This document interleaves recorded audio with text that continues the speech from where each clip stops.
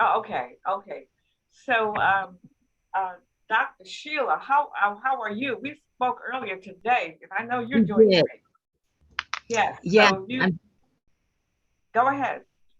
okay. So basically, I'm going to be talking about the raw food diet first, and then the purpose of drinking lemon water. So first, I'm going to start with the raw food diet. And the person I listened to, oh, excuse me, sorry about that. Let me cut that off. Okay. It's a little different because I guess there are two set of videos, Moselle, and the one that my husband pulled up for me is Bobby Morgan, and he Oh, talks about okay, yeah, it's Bobby. So I did Bobby Morgan, okay. and I just found out a little while ago that was not the right person. But anyway, he did four, and the one you want me to do is one and two. So I do have some information on the raw food diet. So one of the purposes to eat raw food is so that we can live. Is what he's saying. And if we don't eat enough raw food and if we don't have enough raw food in our diet, then chances are we're going to have a lot of illnesses and we're going to be very acidic. So he really wants us to have at least, I think he said 75% raw food, and the rest, if you have to do some cook, do that. But the raw foods is going to keep us alive. And he says that our bodies have to be oxygenated. And the way we get oxygen in our cells is from eating raw foods. That's one of the main ways we get it. Eating raw fruits and vegetables. It's okay to eat them cooked, but to keep the enzymes that put oxygen on us, and it's on a cellular level he's talking about. He said there's different forms of oxygen, but it mainly has to be on a cellular level to prevent illness to our bodies. And so eating at least 1 to 2 meals a day of raw is good. And then if we need to have something for dinner that's cooked, not a lot, but he's saying that that would be okay. But we cannot miss any days but have either raw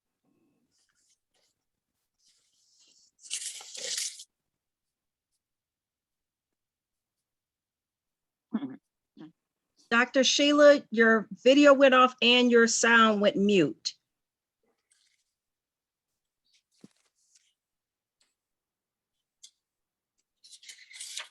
Now, should we give her time Okay. to?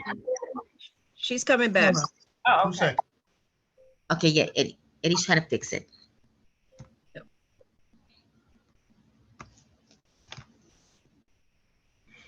Sorry about that. That's no problem. What would we do without Eddie? Thank you. Mhm. He's amazing.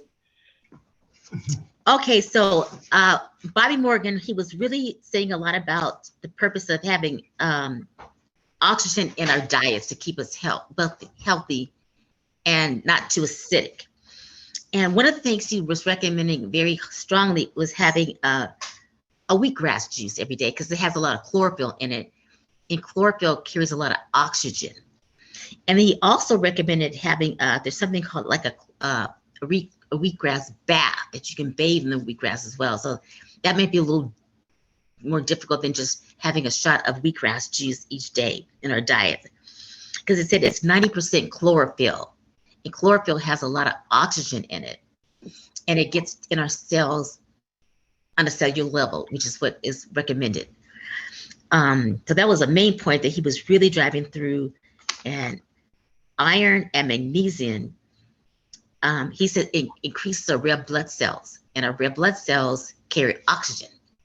So if we can add more iron and magnesium in our diets, we will have more oxygen in our cells as well. So that's another point that he really stressed a lot. Also, he was saying a lot about infrared saunas are very good too for getting oxygen in your body. And you could usually find those at health spas, the infrared. Sometimes you can even buy them for home as well too. So the infrared saunas are good. He also brought out that, let's see here, that when we eat raw foods, we're eating live food. And our bodies do much better when we have live food versus cooked food, which is dead food, because when it's cooked, it kills off all of the enzymes, which is where the oxygen is found. So raw foods have a lot of oxygen, and they have the enzymes are maintained in a way that our cells can break it down and absorb it and get into the rest of our body, versus cooked, where there's no, it's like dead food basically is what it is. And raw food is considered under the category of living food. Also,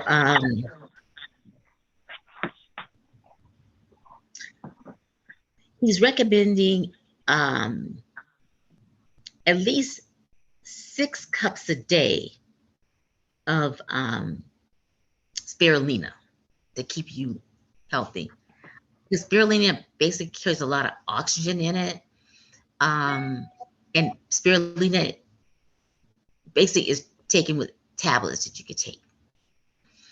He didn't say anything about eating raw spirulina, so I don't have any information on that, but I did write down that he said 6 cups a day would be great. And spirulina is found also in algae, your blue-green algae, and also in your chlorophyll.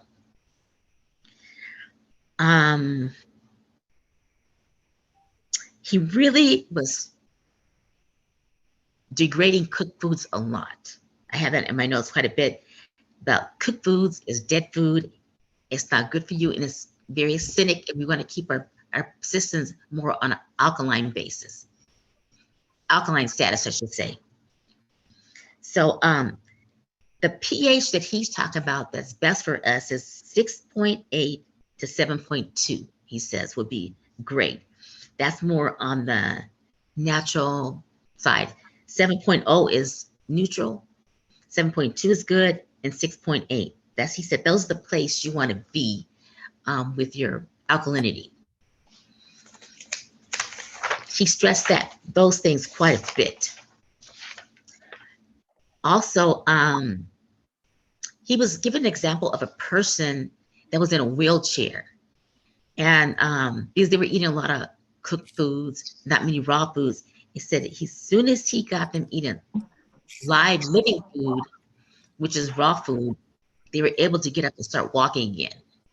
So he was showing the importance of feeding our food, feeding our systems live food versus dead food.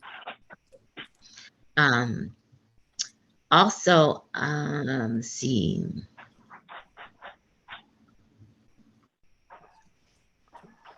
He was saying too that if our bodies stay too acidic and they're not basic, he said it's lack of oxygen for one thing, and he says it's a lack of love as well, lack of oxygen and lack of love. And he was pointing out that when we give our bodies the oxygen needs, we in turn love ourselves, and we all want to love ourselves. And he actually made a point. He was talking about diabetes as well. He said sometime he talked about type 2 diabetes. There's a lack of oxygen in the cells and a lack of love. That's what he said. So I don't know. I haven't researched that. I don't know if anybody has any information about that, but lack of oxygen and lack of love is what brings on type 2 diabetes, according to him. Also, he says that let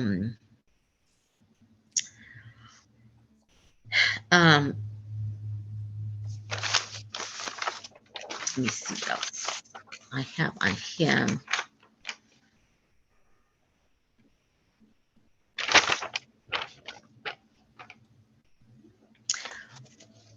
A lot of this stuff he was repeating quite a bit because I think he wanted to get a point across. So I have again, he was talking about the iron and the magnesium, which increases the red blood cell count, which when you have increased red blood cell count, you have increased oxygen in your system. So we want to make sure that we have enough oxygen on the cellular level. That was he was beating that like a drum. It has to be on the cellular level. Our cells have to get the oxygen it needs. And one of the way it gets that is by raw food, a raw food diet, which is what we're all trying to gravitate towards, a raw food diet. He said living food is the best kind of food. Living food will keep us alive and well for a longer time.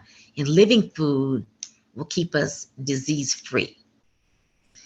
He also stressed that if you do have certain diseases, it's probably because your system is too acidic.